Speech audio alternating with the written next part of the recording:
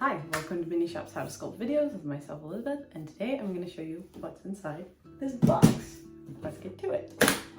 First of all, I guess, I'll say this was my grandma's old tackle box, and it's now my sculpting box, and I take it everywhere I go.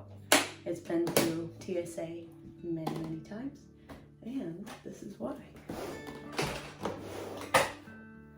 It's got clay all over it, which is how it should be.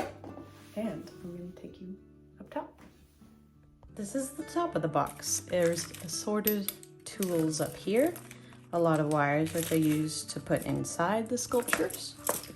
There are these tools, a few little paintbrushes, an extruder, some magnets, more wires, and a few business cards, just in case. There's also my little microphone for the how-to tutorials. And back here, we have a few more tools. These are the ones I use the most. As well as these guys and these guys. Those are used for cutting and moving the wires.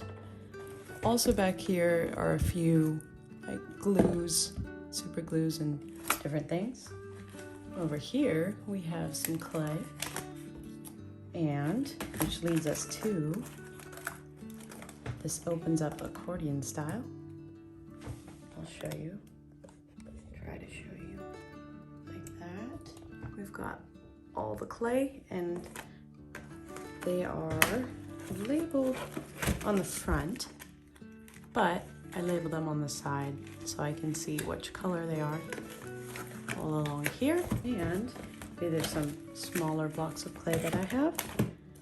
Then I have all these little ornament eye hooks. These little stud backers for the earrings, and these are the charm little lobster clasps. I also have my little scale that's in here. Everything is thoroughly clayed. So we have the backers for the pins and then some pastels. It's super fun, and I'm going to show you the stickers on the back after I put these tools away.